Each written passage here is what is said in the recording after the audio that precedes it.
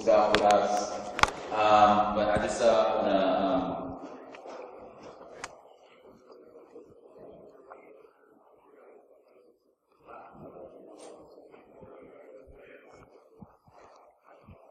So, thank you. Okay, so this next track that Chris is going to talk to us about is basic technical hacking. So, I can tell you that it's going to be some exciting stuff. I'm excited about it. And now, it doesn't matter if you are in some kind of management capacity or technical capacity in your organization. You should be interested in this stuff, right? Because security affects, all of us, and a huge part of that is, the hacking portion of it. So let me just, talk about Chris a little bit, and save him, some time in that area so he can get to the real technical stuff.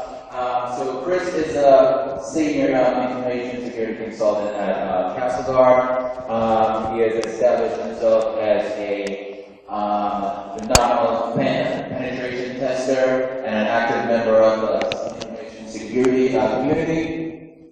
Chris has also published with an open source web application security project, Whitelisting, you know those guys, and Keypass magazine.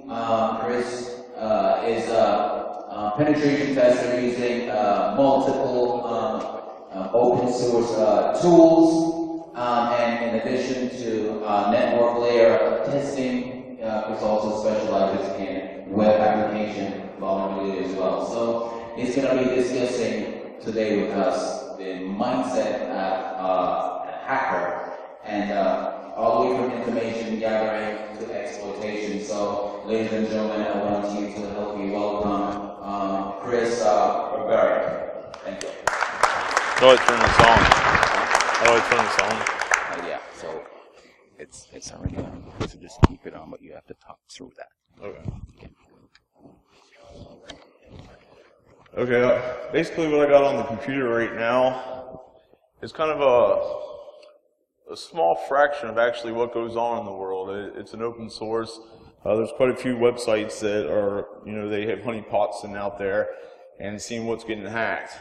Usually this basically looks like the old movie back in the day where the war games where he hacked through the phone line and was going to play a game. And it's pretty interesting where they're all coming from. I mean, as you can see, tells you the countries and all that kind of stuff, what ports are being attacked, and it's just a nice representation of actually how bad it is out there. I mean, it really is. To me, it's a very scary environment. I mean, it's to the point where when I retire, I'll probably end up being a greeter at Walmart. I'll probably have one of those Obama phones, and I don't want to be traced. It's just that bad. But it's just a simple representation of what's going on out there. I don't want to bore you with the stuff that's all out on the internet, what different type of hackers are out there and stuff like that, because it's just a broad sense of what's actually out there. I mean, you got your gamers, you got your programmers that know hacking, and then you got your network guys. It really doesn't fall really into any category. I mean, I was talking to a lady once, and her husband worked for an antivirus solution that's doing that hacking for the new black box that's going to go into cars to see what kind of information they can get. And she's like, oh yeah, he's a white hat, but he works for the DOD. And I'm like, yeah, nobody in the DOD is a white hacker. It's just my personal opinion. I mean, just look, for instance, 3 days ago, they announced that the NSA and the UK government hacked the SIM cards, the largest SIM card manufacturer. I'm like, really? This is news right now. Don't they realize that they've been doing this for an amount of years? They've already had all the encryption. They just now found it. It's like any kind of environment out there. When I go to a client, they're like, well, how do we not get hacked? And I'm like, man, either you've been hacked, you don't know it, or you've got something sitting in the background just waiting to hack you. It's just a point in time where, hey, you're going to get nailed no matter what. I mean, there's really no explanation to it. I mean, that's just the logic of almost the whole entire sense of it. I kind of want to go over some tools because I know a lot. I get asked a lot from people. Well, what kind of tools can I use to defend against these people? Well, this is just kind of a. Yeah. You gotta love Word. I love Microsoft. They're just so much fun. But you know, these are just some basic tools you can use. I mean, Nmat. Gather the information on your network. I mean, it does anything. I've had clients sit there and say, well, I don't even know what's on my network. Well, Nmat will kind of give you a pretty brief description. You know, when you run all the IP address, it'll map it for you. To me, it's one of the greatest tools, even as a pen tester, network security person, or whatnot. My second favorite one is the Search Diggity. It's an open source tool, and basically you use Google Hacker Database as a representation. There's a whole group of people out there that all they do is use Google to hack. My wife went to the University of Tampa, and they put everything in the cloud, and they got hacked. And basically they try to do, you know, forensics on it, and they found out that they were doing an input : University of Tampa, and you know, when it pulls it up, it's like, hey, they've got their firewall, what they're using, Ghostery. They've got pretty much everything, and this Search Diggity basically does the same thing. It pretty much finds everything. I mean, it just goes around looking for everything that's just, you know, on Google, basically. Vulnerability identification. To me, there's a good use for it, but the tools up there like Nessus, Retina, GFI, to me are tools that are good for network admins. They're not good for pen testers. I mean, I've actually seen pen test reports from other companies. They ran a Nessus scan, dumped it into an Excel file, and said, here's your report, fix your problems. I think the only thing that I've seen Nessus actually give any kind of thing is the default passwords on the Cisco devices, the admin. I mean, that's the only thing it's going to find for you. I've never seen a Nessus scan do anything farther than that. My favorite one is the Metasploit framework. We'll get into that a little bit later, but and Immunity Canvas. Immunity Canvas to me is one of the greatest pen test tools out there. You can run it in Linux, you can run it in Windows. It's a nice little GUI tool that does a lot of the exploitation for you. And you can also open up a command prompt and run your scripts. You know, it's just a really good tool. Web applications, my favorite. You know, you got the paid ones, Acunetics, but my favorite one out there, I mean, I know a lot of people use Burp Suite and they'll argue it pound for pound and say that it's the greatest tool in the world. For the price, it's not bad, but if you actually go to OWASP and look at OWASP Zap, it's almost an identical tool and it's free. I mean, in my opinion, it's even bigger. I didn't put it on there because it's kind of one of my little things I like to use.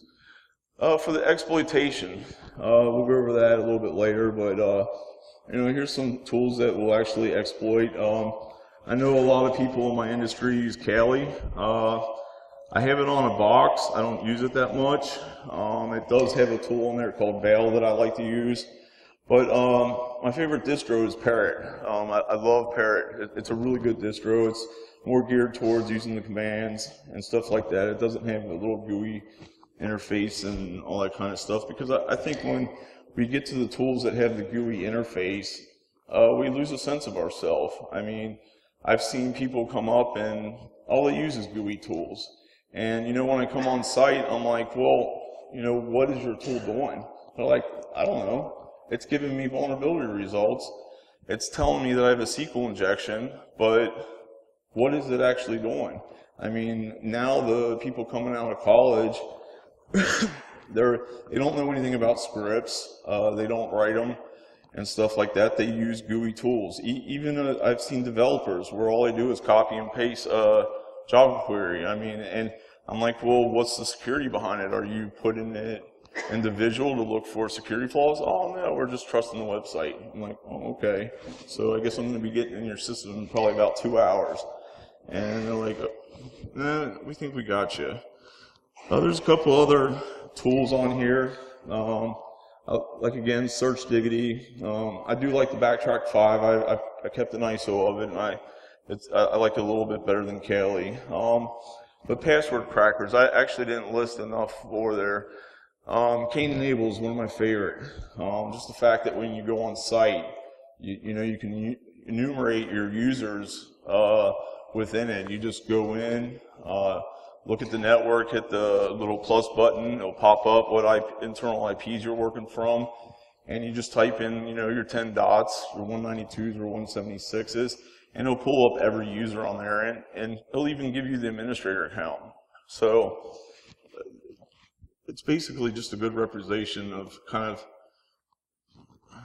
of, I guess, to start your pen test. But to actually, for me, a pen test actually starts when you start opening Linux. I've never really found a true tool in Windows that it could actually do.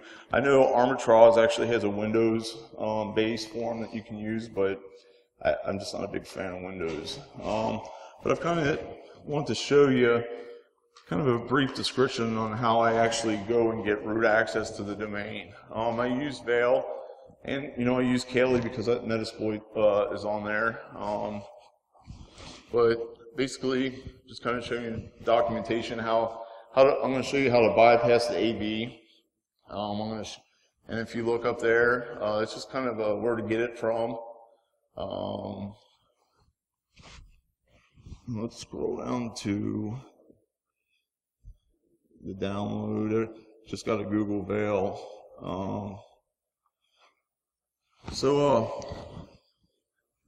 This is basically how to get Veil set up and how to integrate it with Arbitrage, which is a great program. I know Ralph Mudge, who actually came out with a program called Cobalt Strike. Very good. It's like a paid commercial version of Arbitrage, and it runs on Linux only, but it's got a GUI interface for people who need it. But you have to kind of combine the two. You have to combine, your Metasploit into Arbitrage, and then you have to go back to Veil. Here's just a little bit more information how to get everything ready for you. A couple URLs that might help you out. So when you're done with this, you're basically ready to go into attack. Mindful, basically, you have to be on the internal network for this to work. It's not going to work from the external. We're going to go into that later, but as a pen tester, I fly in on Monday. I go and I scope my target out. I go about 2 hours before the target opens, and I try to break in. I literally go to all causes to break in. I've had the cops called on me, and I've actually been in jail before because of it, because I couldn't get a hold of my point of contact. But people don't realize is that, there's different statistics for it, but I don't know the number, but I know it's above 50%, that all your attacks are going to come from your internal network. They're going to come from an employee. They're going to come from your cleaning service. They're going to come from just about anything that has a couple hours of time. So this is why we go after this more than anything else. Basically, all you need to do is determine the target machine. You basically take your Nmap scan, upload it, put it into a file, upload it, and then you generate a custom payload using Veil. After you're done with Veil, you want to start finding out who your IT department is. People that have root or super user access. So then basically you set up a listener, a little key logger that basically when they're typing into their SQL databases or their servers, you can actually find out what is going on in that listener. Will report back to you and say, hey, this is what they're typing. So it's a really good. Basically after that, you go to your payload, you target using the Python, and then in Arbitrage, after that, the listener will connect, and it'll launch Meta Prepator Shell. I can't pronounce that.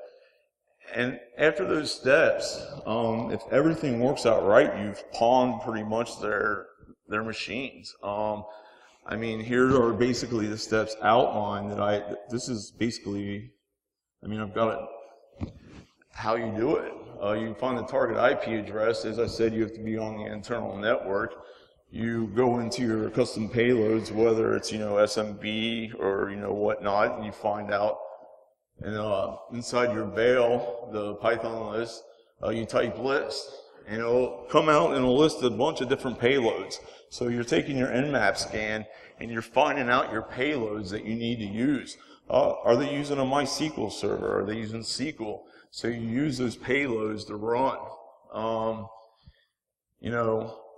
And then basically you go in, type Python shell, inject, and use 25, and basically you keep all the defaults and type generate 1 for the MSFVE NON version, which is the default setting. And then you hit basically enter, and you just watch and see. When you're in Metasploit, you're running the reverse TCP to find out what's open.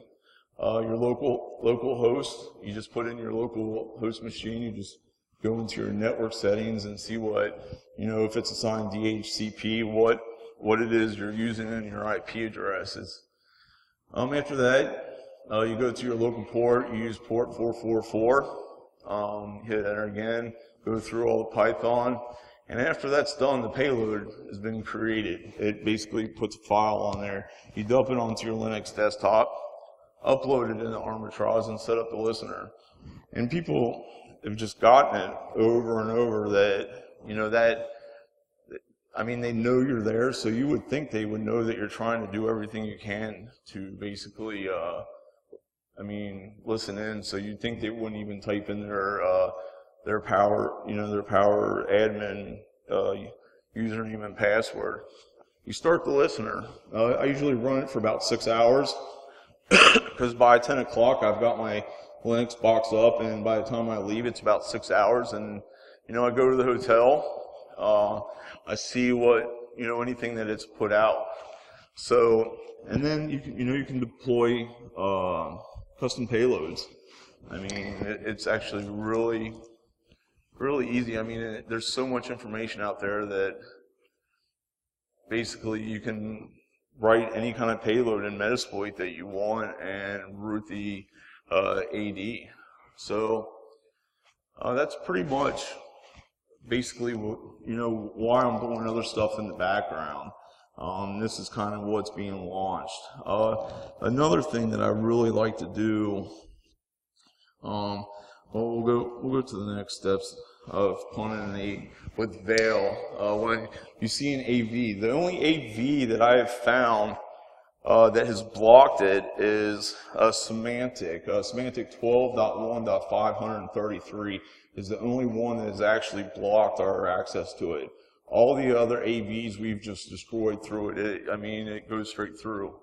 So our success rate is about 98% getting, rooting, and basically, and this is basically using Veil to evade all that stuff.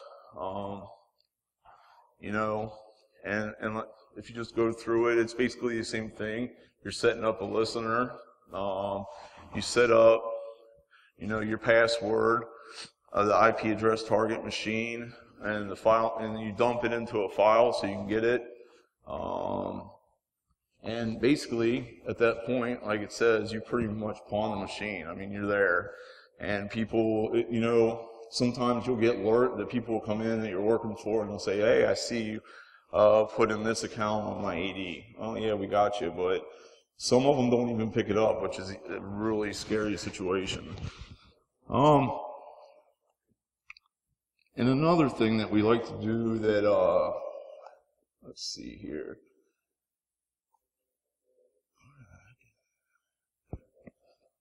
Let's see here if this is it. Another thing, let's see if it's on here. Oh, this is my box. I don't know if you guys ever read this before. I like to bring it up because a lot of people in networking don't know what this is. A guy that used to work for the DoD, he was on a red team. So I don't know the date, it was years ago. He basically wrote a manual You can get it off of Amazon. You can get the PDF file just about anywhere, but I've loaded it into a PDF file. But it's basically the red team manual. What they use, what is standardized in the DoD, and I mean it has loads of information about Kali. I mean anything you need to know about a network, it basically will tell you how to do it. This to me, I know a lot of people say, well, you know, the TCP IP book is my Bible. Well, you know, that Bible is this thick long. How are you going to relate to it? I mean, this thing has any kind of dump you want to it, Linux, Windows. And one thing I really like about it, because I'm a huge proponent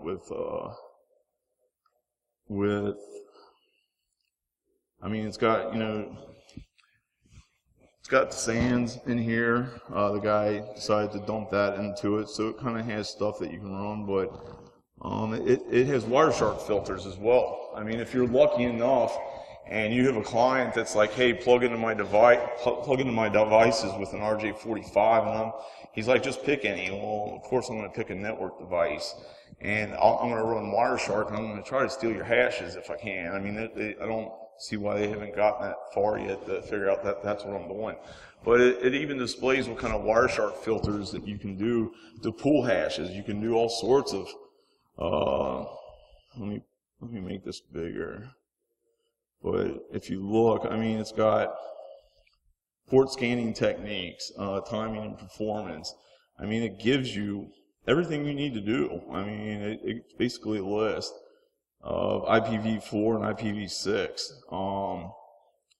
And the one thing I enjoy the most is, I think it's down here at the bottom. It does, you know, it's got your subnet calculator, which I mean, I've got some of it memorized, but it always helps. So if you're scanning devices that are fragile, you know how to subnet your IPs. I guess I could just do a search function, but basically this manual just basically gives you everything. It gives you fuzzing tack. I mean, it helps out. It's also got a really good program for, oh, here it is, for Nmap. And you know, Nmap has so many scripts, and you really can't know them all. I mean, there's just tons of them. So if you look here, it'll tell you how to bypass the firewall, the PN function, but it gives you everything you need to run on Nmap, and it'll even tell you the scripts that need to be run in order to bypass all that stuff. Because usually we go in as a black hat. We don't ask for any IPs or nothing like that. We do a scan, so it helps out. This is a really good Bible to have for anybody, in my opinion. You can get it anywhere with that. I wanted to share that with you because there's not a whole lot of people know about it. This is probably it right here. And here's my second thing that we also do. We do a clean desk policy. We go around, we snoop, we look for information that shouldn't be on people's desk, passwords. Well, we're done with that. We take off our badges. Just the fact of the matter that's in their policy that somebody should actually say, hey, you don't have a badge, who are you? Well, 9 times out of 10 they don't even care because they're just so used to it. So what we do is we have a program called KANA. It's a bootable jump drive. It's got oath crack on it. And what we do is we go to 3 or 4 machines. We basically power off, reboot, run the oath crack, and this is what pulls up. These are all the hashes that are basically that you found. This is on my own computer, so I didn't want to.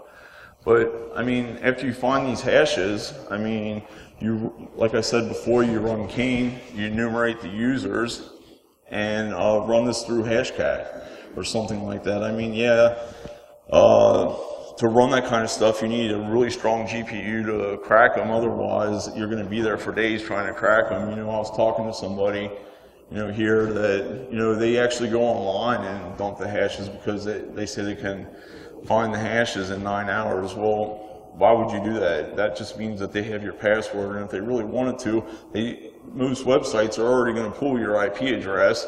I mean, you go to Google, hey, you're at this IP address, so they've got your IP address. You just dumped all your clients' hash files, or even your own systems, trying to crack them yourself, and it's like, wow, okay, you're going to be pawned in about a month and a half, maybe, because they know exactly where you're at. I mean, most people these days, when they're on a client site, aren't going to be running a proxy to hide your IP address because your client already knows that you're there. So it's just another way of breaking into a system. You know, when you get your hashes, we also use LiveCrack, which is a paid version of it. And we try to crack at least 25% of our clients' hashes. I mean, that's kind of our motto, that if we don't get 25%, or if we get an admin, then we stop. But I mean, you're trying to crack as many as you can in a certain amount of time. But you know, that to me is basically an internal pen test in a nutshell. I mean, if you go any further, you're going to go down a rabbit hole, and you're not going to get out of that rabbit hole. So you kind of have to stop there. Well, then, you know, let's skip over to the network siding of it. The web applications, the servers are sitting on the outside. To me, every day it's getting harder and harder to get in. I mean, the web application is still, you know, in its infant stage, very honestly. I mean, you know, we get in about 80% of the time through a web application. We find, you know, an FTP server, for instance.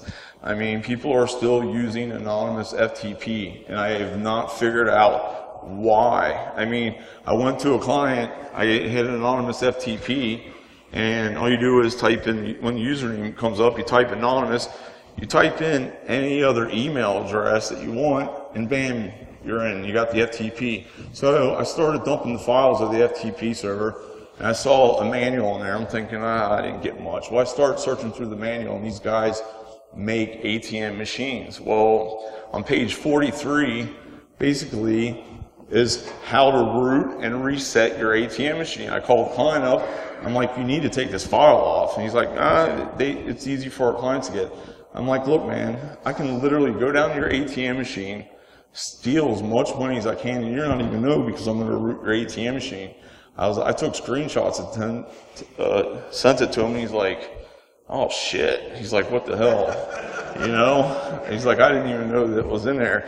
And it was just one of those things that I caught. I mean, anonymous FTP is it's so simple just to disable. I mean, and to be honest, it's on like 70, 80% of the machines I see, and it's like, okay, I mean, it's scary. I mean, but, you know, hacking network devices like Cisco and stuff are becoming tougher and tougher every day. In the past year, I think I've found 4 Cisco devices that have the default username, password, admin. And, you know, I go in, and it's just, people need to realize default passwords need to just go away. I mean, I've seen printers. I mean, I had a printer just this past week that had a default admin account, and the guy's like, well, you can't do nothing with it. I'm like, well, we're coming in from a do no harm approach, so yeah, right now I can't, but you know what, if you want, I'll scrape your memory, and you've got, you know, 3.96 megabytes of information on there. Let me see what's on there. He's like, okay, scrape it. Well, I scrape it, and it has a ton of information on it. It has account numbers and stuff like that. Somebody printed out a list of people that were coming in to apply for loans and stuff like that. And I'm like, this is the problem. You need to change your admin account. And he's like, oh, okay. Well, all fun and dandy. It is what it is. People just need to go through their systems and slow down. And, you know, on the external, I really think that the true way to get in onto an external network is social engineering, and a lot of companies are not doing it these days. I mean, the company I work for does social engineering religiously, but I've seen companies decline it, and, you know, we send out an email, you know, that Wednesday before to see if anybody clicked on it. You know, we have a script written behind there that basically connects, puts a keylogger in, and tells us exactly what's going on. And, to me, that's the best way to get in. I mean, it's so hard to crack a Cisco device. It's so hard to crack those external devices because they're hardened down. I mean, they've been scanned by, Qualys, Nessus, all the big scanners every 3 months, and they don't have Poodle on there anymore or nothing like that. So to me, it's and the only other exception is the web application. Those are pretty easy still to get in because developers miss so much stuff. I've been in meetings where when I get on site, the developer's like, "You're not going to get in my system." I'm like, "Oh man, you're in trouble, dude. I had 5 websites to scan. You're in charge of one of them." I literally went after that website with everything I had. I mean, I've got a vampire box at my house that holds viruses, malware, anything you can think of. I launched it at a site, and lo and behold, one of their servers picked it up. I got a back door, rooted his server, and he just wasn't happy. I mean, that's pretty much what I have on the external and internal stuff. I don't know if you guys know another good script. I don't have it in an executable file because it would just rain havoc. It's a rubber ducky. Hack5 has put out, if you Google Hack5 rubber ducky script, it basically will send you to a website, and it has, I think, like 12 vulnerability scripts. Then it's got reconnaissance scripts, and basically you pick what script you want, which I did. Add a user, bam, I've got a script. Well, yeah, I've got to put on my jump drive to make it executable, but I have a script here that's free, open, right on the source, that I can add users to accounts. I mean, it's open source, it's wide open, and it does the job. If I can't get in, like say the NetBIOS is locked down, I can't use oathcrack or nothing like that because you need to boot up. Change the boot options to USB, and if it's locked down, you can't. I'm done. So I use a rubber ducky script, and basically I plug it into it. When I do my snooping around, I try to find to see who might have the highest access on the domain, and what I do is I wait for them to go to launch, and I plug it in, and basically I add myself a nice little user, add myself a nice little account. I plug in a little keylogger that supports Wi-Fi, sends it back to me. Next day, I've got all the information, and I've just rooted the account. I mean, to me, some people might say, "Yeah, you're cheating." Some people might say, "Yeah, you're." I've had my friends tell me, "Well, you're already on the inside, so you already pawned them." Yeah, I agree with that. I mean, once you're in somebody's network, there shouldn't be any reason that you haven't gained access. But I don't think it's really about that. I think it's actually telling the client how to lock their systems down more than anything else, because you IT guys are working 60 to 100 hours a week. I mean, something happens on your network on a Friday, you're working all weekend. You don't have time to keep all this stuff in your head. So that's why we come in and we try to help clean the house up. So to me, I think it's a good idea, just the fact that, yeah, I'm on the inside, yeah, I should get root access, but for them to know how I got it, you write a little report saying this is how you did it. And now they know. They know now to lock the BIOS. I mean, I don't know the percentage out there, but in what I've seen, about 99% of all workstations do not have their BIOS locked down, which to me is scary because you can just go in, and it's just a simple fix like that. I mean, there's other, like right here, they've also got a script for SAM file. I mean, that's another way. You go in, look for the SAM file on a Windows box, you copy it, put it on your jump drive. When you go back to the hotel, you put it on a Linux box. Hey, it might show passwords and it might not. Most of the time it does. Sometimes you have to do a little bit tweaking to the file, but the SAM file is the file that basically holds all your passwords, and we try to steal it as quickly as we can. So, there's 3 different ways that we go in and try to gain root access.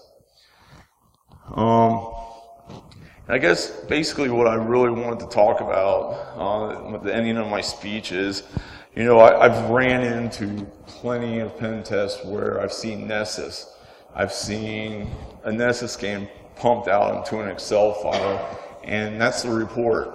And man, that just scares the living crap out of me, man. It's like, wow, they did not try to even attempt. And I'm not harping on any software. I have no thing, but I've seen people run the Nessus file, dump it into Metasploit Pro, let Metasploit Pro run for as long as it can, and it still hasn't hacked anything. I did a test run. I put anonymous FTP on my server at my house, ran that scan, had anonymous FTP in Nessus, bumped it up to Metasploit. It didn't even find it. I'm like, well, for the $27,000, it should have found it. I mean, I know a lot of people use it and it's good software. I'm not here to harp on it. But it's just some things that having a pen tester on site is so much more valuable than running GUI tools. And my thought on it is, and I talk about it in my little inner circle. I'm an organizer for DEFCON. I follow DEFCON a lot, and I talk to a lot of people within the organization. And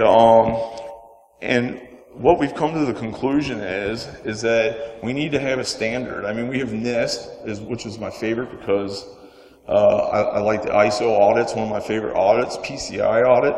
I mean, PCI requires you to have a VPN access into their inner network. Well, let's think about that. I mean, is a hacker going to have access in there? I mean, how are you going to test the outside to get internally and have VPN access? I mean, you're really not finding any vulnerabilities because all you're looking for is the honeypot on the inside because you don't care about the external because you don't even know what to do with the external. So, and people wonder why their credit cards are being hacked. I mean, what kind of audit's going to allow you to have VPN access into the network? To me, that's scary. That's why I like to follow NIST. And I think as IT security professionals, I think that we need to basically beef up who is doing the testing. I would like to see something along the lines is the Department of Defense where they do a 15-year background check for TS clearance and above. I mean, I think that has to be some kind of standard who's doing your pen test. I mean, there's people out there that run GUI tools, and is that you? What are you doing, man? Good. I figured I'd see somebody from you. But I think we should have standards. I think we should go, a good guideline to me is CREST. CREST overseas makes you do a 6-hour pen test. They vet you religiously, and you know who your pen tester is. They'll even tell you kind of where they're located, and I think that's kind of one of the standards that we need to implement in the United States. I mean, I really think we need to start doing the ISO-based standards. But, it is what it is. So, I don't know if you guys have any questions. I kind of ramble on about this stuff because it just comes to my mind so quickly. Have you used WCE for passwords as well? No, I haven't. No, we have a strict, we have kind of an Excel spreadsheet that we go over, and we have to hit every mark. Our audit is basically NIST, PCI, a little bit of SOC and stuff like that, and we have to go look, for the MS-12-020 vulnerability, the XP, stuff like that. So we go after the big stuff. So we kind of we're in there, we're in and out, man. We're literally there a day, so you can't really go down a rabbit hole too much, you know what I mean? So, yep. Hey, Chris, what would you say to young kids that are interested in this area, and how do they get started? I think I saw on the website for BSides, I think a mentor is really good. I do it for my nephew's 15. I've been mentoring what to do and what not to do. Schools are doing a really phenomenal job. I just saw, I guess, University of South Florida did really well in the cyber attacks. And University of Maryland's one of the top, and they're teaching people about cybersecurity, which is really nice. But that's only practical because you're learning book smarts, you're learning on a sandbox. You're not really in an outward situation. So I think mentoring is probably the best bet. I mean, because then you don't have the little kid coming in and trying to do a black box trying to hack Google. His ISP reports him and the FBI show up, you know what I mean? So I think mentoring is probably the best way. Are there any programs, I'd agree with you. I just don't know where does someone get started? What's that? Yeah. Yep. Yeah, that's what I've been telling my nephew. Learn scripting. Learn a language. That's the best way to start learning languages. Do not be one of these people that go out. I'll be blunt. I mean, when I started out, I used GUI tools. I was a network engineer, and then I went into ISO. I didn't have a clue. And then I got to the point after 6 months, I started just using command prompts. I was like, I'm not finding all the vulnerabilities. I'm getting dinged. I mean, yeah, I ran Nessus and Retina back and forth and found vulnerabilities, but to me, it wasn't a pen test. So you just got to learn a language. I mean, have somebody go to sit down and learn Python. I like Strawberry Curl personally, but everybody has their own preference. I was glad that we didn't get into a hacking debate of what's right and wrong, because there really is no right or wrong. It's just your preference. So, yep.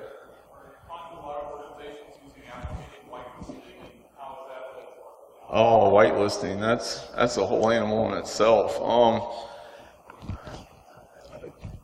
The audits that are out there are forcing you to whitelist your IP address. We tend to not whitelist them the first day to see what we can do, but then we do go to our client and say, hey, we need our IPs whitelisted, and to me that's just a vulnerability in itself. We actually had a client that wanted us to run on the first day scans against his network with his ISP and IDS on to see what it was blocking, what kind of messages were coming back, and what kind of alerts he was getting, and then basically he wanted it without. That's what we started out to see what vulnerabilities, and the vulnerability count was just a total difference. So, I mean, I understand why, because you want to find all the devices whitelisting, which makes sense, but I don't think you should start out that way. So, yeah, it's a weird animal. Yep. Security in mind, is there a preferable password management solution in the platform? No, I've seen smaller clients use Excel. Yeah, they don't have the manpower. We have clients that do not have an IT team, so they have it in Excel. I've even seen, I'm not going to name any names, but I've seen a core processing company that runs all the use the same admin password for every server. I got it, and it was the name of the company, admin, this, and this. I mean, it was 14 characteristics long, but really, I mean, you've got 14 systems and the same admin for you to get in. And I talked to the lady, and she's like, well, it's easy for us to get in, and we don't have to change them every 3 months. I'm like, look, I just cracked all your passwords. You're using the same one for every server, so I think there's a problem here. And she's like, well, we'll have to get with the client. But, I've seen other stuff. Usually, be honest with you, a lot of people are using Excel, which is pretty scary because that file sits around, and it's not encrypted, lo and behold. So, there's a couple different programs like Keypass and stuff like that I've seen people use. There's a lot of free open source stuff. I think they're basically the same. Yep. Have you run into a situation where there is an IT team and they're making recommendations, but it's the end users who are forcing the non-security implementation? Not really, because they force it within the servers with AD. I mean, it has to come over. I mean, it is what it is. Your server will send it out, and so, yes. My last round with pen testers, I actually set a Honeypot Excel spreadsheet up. Nice. With, couldn't ask for a bigger gift, IT passwords in the IT password folder in Excel. 20 character passwords, they watched them and spin the wheels for 2 days, trying to figure out why those passwords weren't doing anything for them, or they realized it was a these parts. Yeah, I've got a buddy of mine that sets up honeypots for me all the time. Yeah, he thinks it's pretty funny. But when I find out that there's username and passwords unencrypted, and I know he's one of the smartest guys in IT, I'm like, man, thanks. I know where your honeypot is. Here's a little DOS attack, because I know him really well. I'm going to shut that thing down just for the hell of it, you know? And he's just like, oh, whatever. So, and you know, I want to share this with you because a lot of people do they do a lot of physical stuff, like we do physical security. And I wanted to show this how easy it is to get into things. We went to a client about 3 weeks ago. They had a magnetic strip on the inside that was motion detected. They didn't have an alarm system to the building. So basically what we did is we took a piece of paper, stuck it up in there. It was about 10:30 at night. Wiggle around. The motion detector basically went off, let us in. We were in the client for 2 hours. We literally loaded everything we could into our truck and called the client. I'm like, hey, we got your crap, man. They're like, how'd you get in? They're like, we literally just took a piece of paper, used it as a flag, and got in. That's how easy magnetic strips are. I mean, yeah, some of them have alarms in it, but just wear a hood. I mean, just wear something that you're going to be recognizing, get in and out, you know, in 5 minutes. So, I mean, it's this easy. A little piece of paper could actually get you into a building, and that's, to me, is pretty scary. I mean, people don't realize they need to move the magnetic strip over to the side of the door to not have it literally right in front of the corner, you know what I mean? So, did you have a question? How do you practice digging? There's some really good sandboxes out there, like Hack This Site that I like. That's pretty good. OWASP has a sandbox. The sandbox is just essentially just something that's set up for you to hack. There's quite a few of them, 5 or 6 of them out there that are just really good. You just, you know, type in hacking sandbox and it'll come up with one. So when I started out, I used Hack This Site because they had some really, they had some really cool ones where somebody entered a contest and you actually changed how many applications that you put into the contest. So you're putting in one application to submit to like American Idol. Well, they taught you and they asked you how to hack that where you could submit 1 million. I mean, there's a website on Microsoft that actually gives all their scripts. I mean, it's scary. As a hacker, you can go in and take those scripts, change what you want in there, and you can hack Microsoft. I mean, they have it publicly right on their website. So, yep. Can you describe, what the characteristics were of probably the toughest job that you did, and what the security folks did that made it very difficult? I had a job where they had a policeman sitting outside when I arrived. They showed me that he's been on payroll for a year, done with the social engineering. He knocked on my door. He's like, "What are you doing here at 6 in the morning?" I'm like, "Okay, well, call the client." I got nailed. When I walked in, they basically had security training every 3 months with their employees. I went in and tried to piggyback off an employee, and basically when I tried to piggyback off an employee, a 60-something-year-old lady literally almost tackled me because she didn't know who I was. I'm done there. I didn't get in social engineering again. When I went in, I tried to boot up from BIOS. They shut down BIOS. So to me, the best way to keep somebody out of your system is train your employees religiously, have that security program. I've seen a bunch of programs where it's their employee handbook. And that to me is just not good enough. I mean, you need to go through security training at least every 3 months because, you know the old saying, patch Tuesday, hack Friday. By the time the patches come out, the hackers are already hacking about Friday. So that year of training that you have a year later is old news. So I really think it's just training your employees to look out for this stuff, not to click on links or something like that, you know? So, I mean, that's been our best bet is the employees themselves keeping us away from their system, you know? I mean, that was probably the best job. I mean, because hacking a network is just it's a chess match against the network admins. That's basically all it is. So if your employees stop you before you even get there, you're done. So, yep. Percentage of companies you see that you deal with actually address and correct the issue you find in the right problem? It's a good question. It really depends. I would say 60%, maybe if that, depending on the company. I've seen some companies leave while we done SQL injections, and the next year I did the pen test and it's still there. So it really depends on the IT staff, and like I said, the involvement of the employees. If the employees are involved, then it's going to get patched. If you got employees that don't really care, I mean, you're in just about every year. So, but. Okay, I'm done. Sorry. Stay after. All right.